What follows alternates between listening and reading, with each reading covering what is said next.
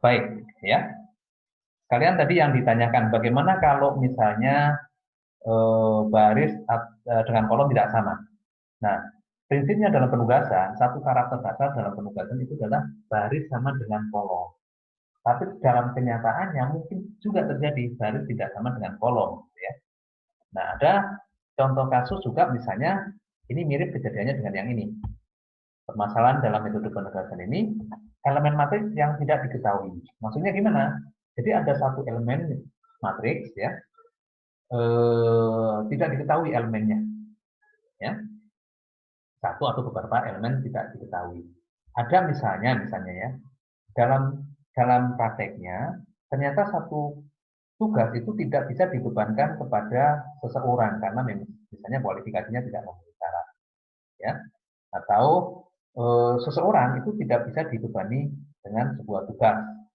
Nah, berarti ada masalah bahwa terjadi ketidaksamaan ya antara baris dengan kolom. Nah, ini nanti akan diselesaikan dengan apa? Misalnya dengan metode Big M. Ya, artinya Big M itu adalah bilangan yang sangat besar untuk kasus minimisasi atau sangat kecil untuk kasus maksimisasi atau minus. Ya, nah, Big M ini berarti tidak mungkin diterapkan kepada seseorang yang harusnya diberikan tugas tersebut. Nah, kalau ada kasus seperti ini, maka kita terapkan dulu pada matriks ya, di mana karyawan tertentu yang tidak mungkin dibebani dengan tugas tertentu itu dengan nilai, kalau minimisasi dengan nilai M, nilainya M. Ya. M itu nilai yang sangat besar, tidak terdefinisikan dalam angka. Dan sebaliknya kalau dalam maksimisasi minus M, gitu ya. Nah, kalau ada M ini, nanti tinggal M itu ditempatkan dalam sebuah sel yang menghubungkan antara karyawan tertentu dengan tugas tertentu yang tidak mungkin dibebankan ke dia. Ya. Proses selanjutnya mengikuti algoritma Hungarian. Sama, tinggal nanti bilangan M itu harus kelola sedemikian rupa nanti ya. Jadi yang perlu diperhatikan adalah seorang karyawan untuk melaksanakan pekerjaan tertentu yang elemennya diberi tanda bilangan M itu harus dihindari, artinya orang itu tidak mungkin menyelesaikan pekerjaan yang nilai selnya itu adalah M atau minus M. Itu prinsipnya. Nah, contohnya ini nanti saya cari juga ya. Kemudian ini ada juga permasalahan yang kedua. Jika jumlah sumber atau baris tidak sama dengan jumlah tugas atau kolom, atau baris tidak sama dengan kolom ya. Anda masih ingat kemarin waktu kita bahas transportasi, bagaimana kalau misalnya sumber tidak sama dengan kolom? Apa yang kita lakukan? Dengan membuat variabel dummy. Ya. Kita membuat variabel dummy di mana nilai-nilai dummy itu nanti dibagi nilai 0. Jadi kalau misalnya kita mempunyai 5 lokasi lahan, tapi yang kita tanami kopi hanya 4 jenis kopi. Nah, berarti nanti ada dummy. Dummy-nya ada di kopinya atau di lahannya?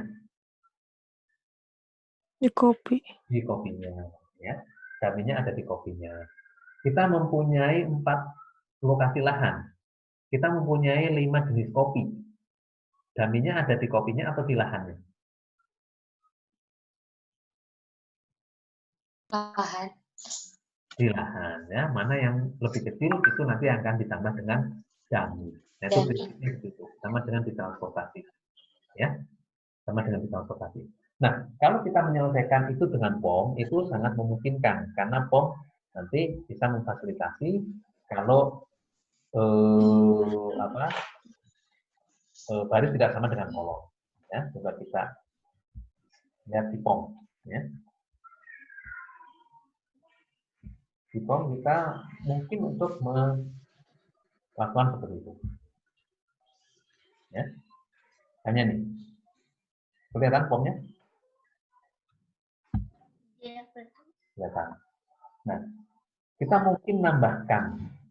Ya. Tanya ya. Kita mungkin nambahkan petugas. Hanya kolom.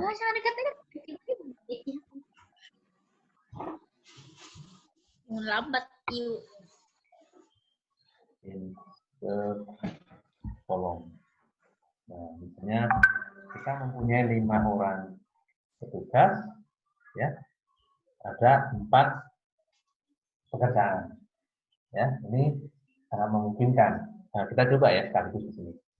Kalau ini berarti jumlah petugas lebih banyak atau lebih sedikit?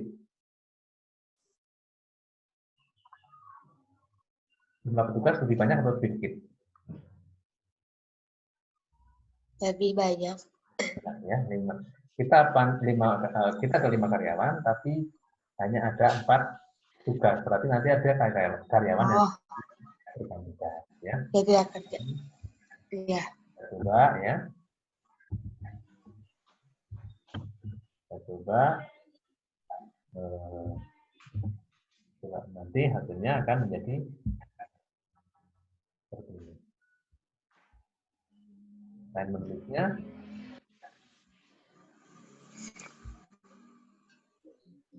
Berarti ada 1 karyawan yang tidak. Ada 1 karyawan yang tidak dikasih beban. Ini juga bisa digunakan nanti kalau misalnya kita akan memilih karyawan. Karyawan yang qualified itu yang akan bisa dikasih beban. Karyawan yang tidak qualified di tugas yang lain, atau kita berhenti atau kita training dulu. Nah, itu. Sampai sini ada pertanyaan? Cukup? Bisa dipahami? Belum, Pak. Oh, belum? Yang mana? Enggak, udah, Pak. Udah. Yang lain? Yang lain? Julianti, gimana? Bapak mau tanya. Ya. Tadi pas dimasukin ke POM itu, terus yang objektifnya itu nggak berpengaruh, Pak, mau maksimum atau minimum? Oh, pengaruh. Oh. Ya. Jadi kalau kita persoalan misalnya penugasan karyawan gitu ya, itu kan ya. Meminimalkan cost, meminimalkan biaya, ya. Iya, Pak. Jadi kita kalau misalnya kita misalnya apa ya, pekerjaan yang sifatnya borongan, kalau dikerjakan oleh A biayanya segini, kalau oleh B biayanya segini, berarti itu persoalan minimal.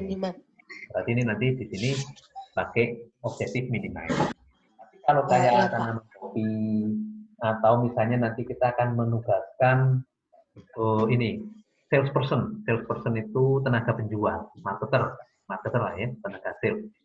Untuk kita kan udah mentraining tenaga sales nih. Di training termasuk training budaya setempat, budaya lokal, pemahaman lokal. Nanti akan kita kombinasi. Nah, itu hasil training ini harapannya apa? Harapannya adalah mencapai penjualan banyak, ya. Kalau A misalnya ditempatkan di DKI Jakarta, itu nanti nilai penjualannya misalnya 10. Kalau kita tempatkan B bisa 15. Nah, kemudian kalau ditempatkan di Jawa Barat, kalau A yang ditempatkan di sana misalnya bisa menghasilkan penjualan 20, kalau B ditempatkan di sana 18. Nah, itu berarti ini permasalahan minimize atau maximize? Kalau kayak persoalan maximize gitu ya. Jadi, nah, ini makanya sebenarnya yang paling penting buat Anda nanti itu adalah membuat formulasi permasalahannya. Ya, membuat formulasi permasalahan. Kalau menyelesaikan Anda bisa manual, bisa pakai Excel nanti. Pakai Excel nanti saya ini kan juga dalam modul ya, yang contoh pakai pemakaian Excel. Nah, contoh pemakaian Excel, Astri masih ingat kita kemarin menyelesaikan yang metode transportasi untuk short scheduling kapasitas. Nah, itu sama dengan metode transportasi sebenarnya. Ya. Oke, ada lagi? Julianti, ada pertanyaan? Belum ada, Pak. Oke, Mira. Pak, kita kelas sampai jam berapa? Soalnya jam 10 ya, ada kelas lagi. Ini udah selesai nih. Kalau nggak ada pertanyaan, Oh, iya. kita akan akhiri pertemuan ini, ya. Nanti modul Iya, yang Pak. fix saya selesaikan dulu sama videonya saya share ya. Sambil saya rapikan dan kalau sudah selesai nanti saya share lagi yang tadi melengkapi ya. Oke, kita akhiri sampai Iya, sini. Pak. Ada pertanyaan? Terima kasih, sampai ketemu minggu depan. Ya, Terima saya close kasih, Pak. meeting ini ya.